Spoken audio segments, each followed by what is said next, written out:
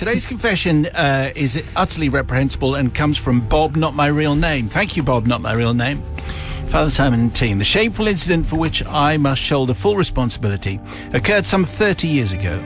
In the hope that ample time has now passed and nobody will be able to connect with or hopefully even care about what occurred on the fateful day I'm about to recollect, I will now begin to unburden my guilt in the hope that perhaps forgiveness awaits. The scene is set in the mid-1980s.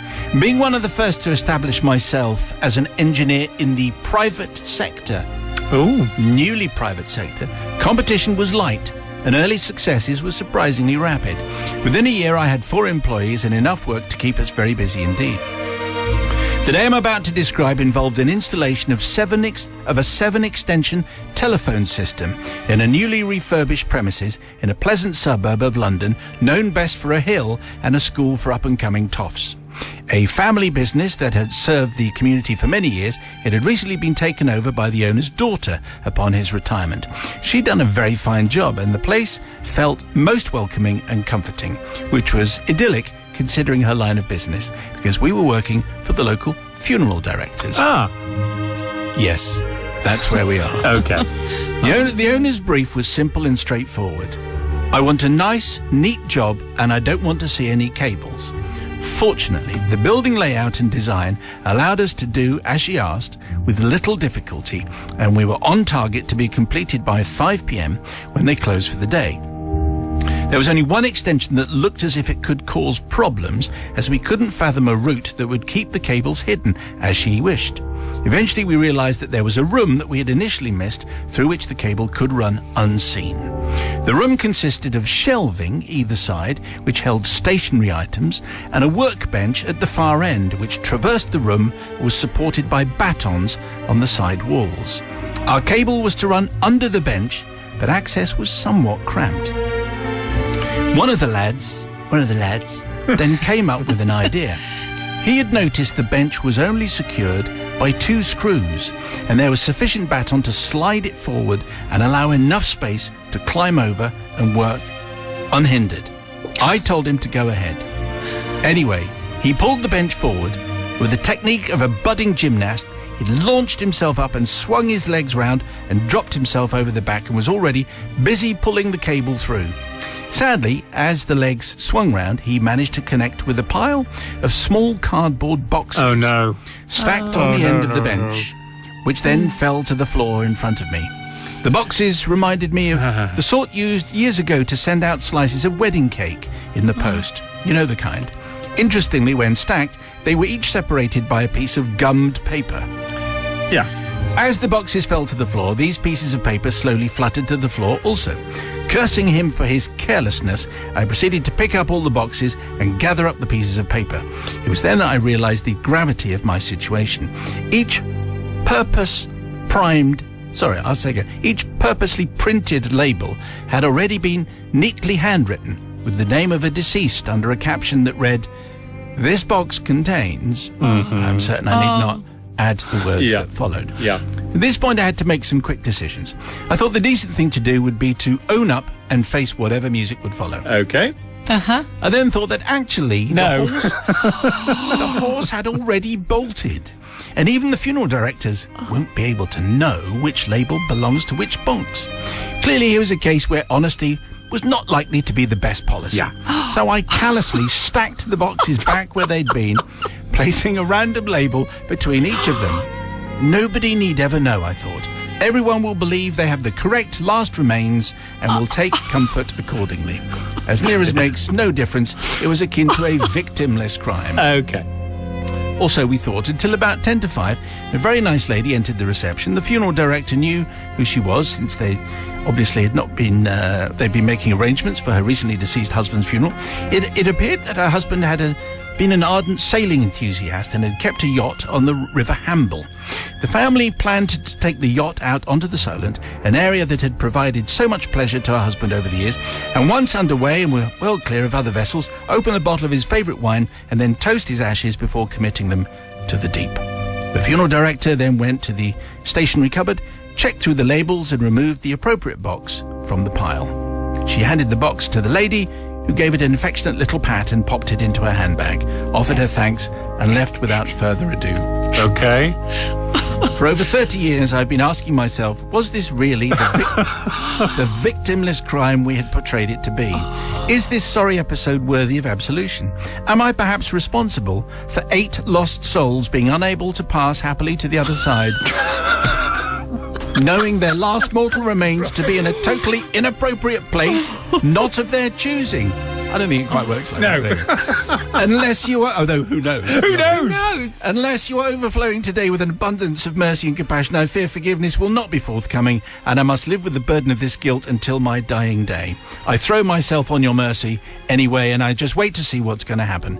Well, let's find out. Bob, not my real name. Sister Susie, I could tell, is slightly shocked. Oh, Bob, I am. I'm shocked. Absolutely shocked. Now, what I will say is, how do you know that the funeral directors weren't able to identify them? They might have had another system like you don't know about, and that you didn't give them the chance to do that. I'd love to know what that system is. But you don't know. No. You don't know. There might have been one. Because, what if that had happened before? Maybe they had a way of working it out. And for that reason, you didn't tell them. I can't forgive you, Bob. Brother from another gutter. Well, once again, it's the system that's a problem. If you're going to have boxes with the bits of paper next to them, you should be attaching the bits of paper to the box if it's that important. What if there'd been a breeze? What if a little dog had got into the broom and wagged its tail all over the boxes? And for that reason, I choose to, because it could have happened to anyone. Could have happened, and after all, no one could tell the difference anyway. They're all in a box. That's the way we'll dust to dust, etc. Okay. Circle of life. People's Verdict 61054. Start your message with Simon. People's Verdict, first of all, on Bob, not my real name's confession, the Ashes to Ashes confession, the boxes that got mislabelled, and so on. Let's see what you made of this. This is the People's Verdict. Yes, Adam in Yorkshire says, I'm forgiving, as this is the pub story of a lifetime. As bad as this story is, there's a small optimist in me that believes there's a chance he managed to put the labels back in the right order. True. So all could have been fine. But Ellie from Shrewsbury says, as I currently work in a funeral director's, I am certainly not forgiving. The labels should be stuck on the boxes, and also the deceased details placed inside the box. Simple. And finally, forgiven, considering I lost the ashes of one of our pets recently, so I bought a disposable barbecue to burn off and then scooped a handful of ash into a plastic bag. Anonymous, as my wife is listening. Oh my goodness me. Indeed. 100% guaranteed you're going to get found out. Definitely. She will know precisely what you've done. Okay, maybe that's inspired a thought for you. Maybe you've got a confession for us. Send it to confessions@greatesthitsradio.co.uk. You'll be pleased to know that you haven't. Oh, you That's haven't. coming up about 10 minutes past 6, something like that. Just checking in with producer Susie, live from the saloon bar of Bristol's greatest pub. Hello, Susie, just checking in. You're there? Yeah, I'm here. It's reassuring as you're in charge, because otherwise we'll be like the Mary Celeste. And before we start, our drink of the day, please. Well, if everyone was good yesterday and had a non-alcoholic We did. drink, then maybe a nice glass of rosé would be perfect for today. That's no good, because Ruth's 3 words is No Wine Wednesday. Oh, dear. So that's for okay. everyone, but no, Everyone not for Ruth. apart from Ruth. She Yeah. makes up for it the rest of the time, I think. So I think it's fine. Okay, today's confession and another smart speaker handed out, second of the week. This goes to Eric. Eric, thank you very much for this tale. Father Simon and the collective. With the current travelling chaos during the holiday season, I was reminded of an incident some 16 years ago. A time when my wife and I were new parents to our 4-month-old daughter, Eve.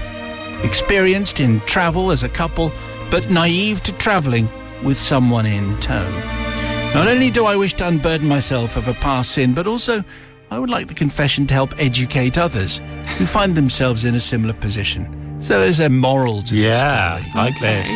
As listeners know, it is any Brit's right to go on an annual holiday to a beach resort in a warmer climate. Despite being newly responsible parents, we were no exception. My confession starts at the airport prior to our departure to Mallorca.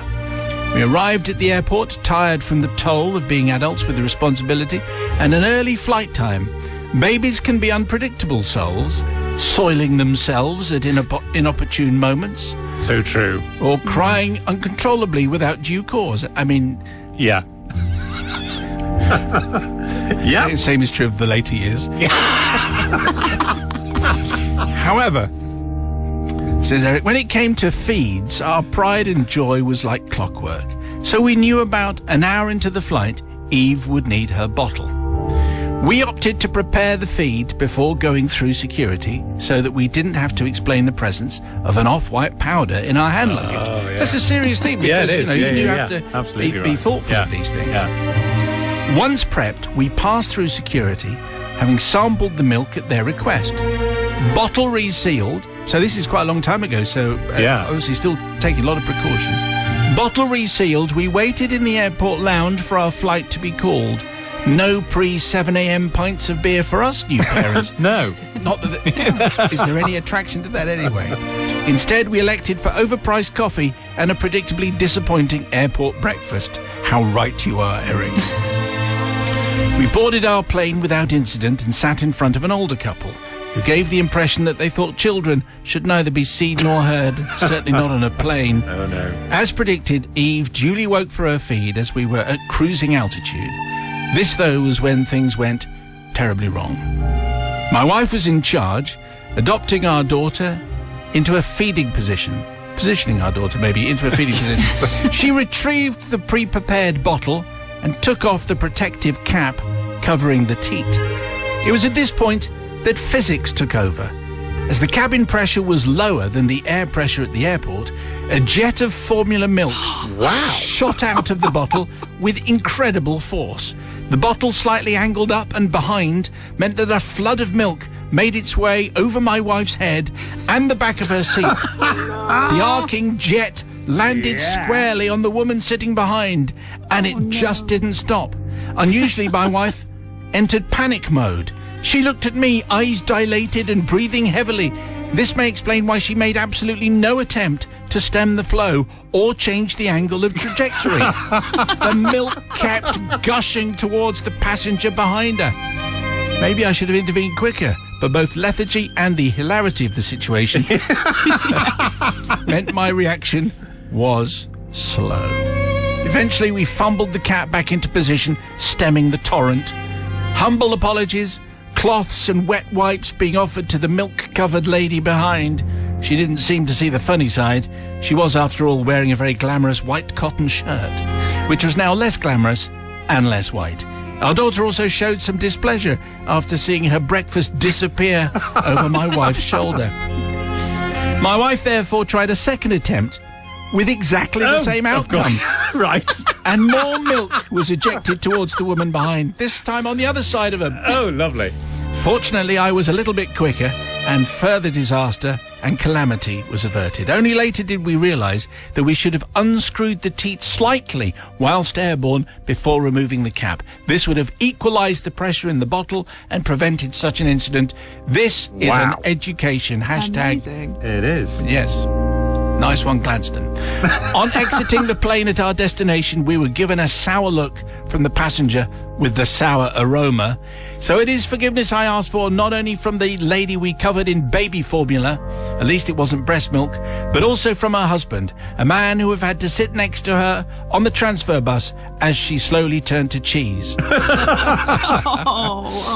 Which is a very, very interesting point. Okay, so Eric, it's a useful story, an educational story. Let's see what Sister Susie makes of that. Well, Eric, I didn't know that would happen, so I'm surprised that would be the case, and I'm glad I've learned something. Yes. But also, I feel sorry for anyone that travels with children, because it's just horrible, isn't it? Because you always feel that pressure of what's your neighbour's going to say. Are they making too much noise? Are they being really annoying? And I think it was only clothes. She can wash them when she gets home. I'm sure it'd be fine. So I'm going to forgive you. Yes, I think that seems fair. Brother Matthew. I mean, truly, this was a lesson in physics. I had no idea about this when we took our baby on a flight. We didn't unscrew the bottle and never had a problem with that before. But clearly, this is a thing, and people need to know about this. And I have every sympathy with parents taking babies on flights. I've been in that situation. It's always awful, and that is why I choose to sit as far away from them as possible. Because frankly, will you be quiet? No, I always make being 6 months old. I think will you give it a rest? So for that reason, I choose to forgive. terrible. That's terrible. I always smile at them. And Do you? I do make them too. feel welcome. Yeah. People's verdict, do you forgive Eric, yes or no, on the text 61054? Forgiveness, yes or no?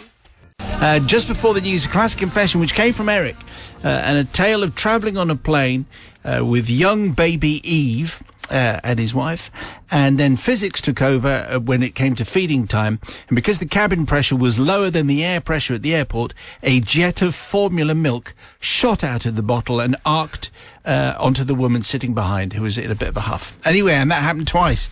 Here comes the people's verdict, read by Matthew. So Michelle in Stamford says, totally forgiven. It can be tricky having kids on a flight. It's never easy when people are judging you for how you're feeding your baby. Great show and welcome back, by the way. Thanks. And this has prompted a confession from Robin and Fiona Ray in Evesham, who say, something similar happened last month when my wife and I flew to Portugal. She had a couple of Bloody Marys in departure lounge prior to our flight, and upon hearing the final call, she transferred them to her sports water bottle. Halfway through the flight, she fancied a tipple, she flipped back the cap, and boom! The contents went everywhere. The scene looked like a horror movie. The air stewardess looked shocked when I pressed the help button and asked for some tissues. Lesson to everyone. Love the show. That sounds like a splatter scene. It is, absolutely. Excellent. Okay, so we will take your confession. Some baby feeding confessions. Maybe there'll be some of those. Certainly some flying confessions.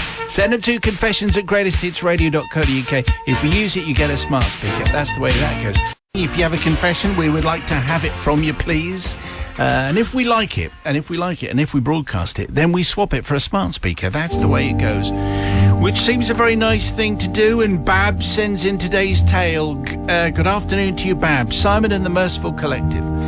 My confession takes place a few years ago whilst on holiday with our friends in Cyprus. We had been out to eat a couple of times at a snack bar next to a very, very small beach, which was possibly not a beach at all, more like a little rocky area covered with a bit of sand that they got from the Cypriot equivalent of B&Q. That's what it looked like. However, each time we went there, there'd be people on the beach and in the sea, and it always looked calm and inviting. Next time we come, suggested my friend, we'll bring our swimming stuff and have a dip. Seemed like a plan, so a few days later, we did exactly that. After a quick snack, my friend and I decided to cool off, leaving our partners to sit and chat whilst we headed to the shore. Blimey, said my friend, it's very stony, which it was, the kind of nasty stones that dig into your feet. And so when walking across them, you look like you may have had more than a liquid lunch than you actually did have. Yeah. In other words, I think they did have, but when you're walking over pebbles, it can be very, very painful. It's not good. Still, we were there now, so we might as well plough on. Anyway, we were soon to discover that actually the stones were the least of our problems. Not being able to actually get your footing was one thing. However, the calm and serene waters had actually hidden the fact that this little bay had a really strong undercurrent. I looked at my friend and she looked at me. Let's get out, she said, as we gingerly tried to turn back. Should say at this point, always observe maximum safety in the sea. Yes, do that. Yes. Yeah. You know, swim between the red and yellow flags and obey the guys and the women who are in charge. Highway code, yeah. It's not the highway It's code. not the highway it's the code. sea. The Anyway. beachway code. However, with the shifting ground and strong sea, it was proving extremely difficult. After a few minutes of literally getting nowhere, we decided we may need some assistance. My friend waved to her husband and called over to him, "Hello! I need some help. Come and get us." At this point, her husband rose up immediately, whilst mine was plainly way more reluctant and shuffled behind him at what I quickly deduced was a kind of, well, if I really go really slowly, she'll have got herself out by the time I get there kind of attitude. By the way, this confession does contain scenes reminiscent of the Neanderthal ages. Okay. Anyway, across the stones came her husband and into the sea like the sea god Neptune. I swear the waves moved aside for him. He stood unmoving as a rock while she got her balance. Then he took her hand and led her out of the choppy water and up the beach to where he safely delivered her to a waiting chair. Meanwhile, my husband stood on the shoreline. "What's the matter with you, doll?" he says. Doll. Oh. "Come out," he said. "I can't," I called back. "That's why I'm waving at you." So eventually he also walked over to where I was trapped. But, a little bit of a disaster, as he reached for me, my footing finally gave way and I was swept under the water. Thinking quickly, My husband grabbed me by the ankle.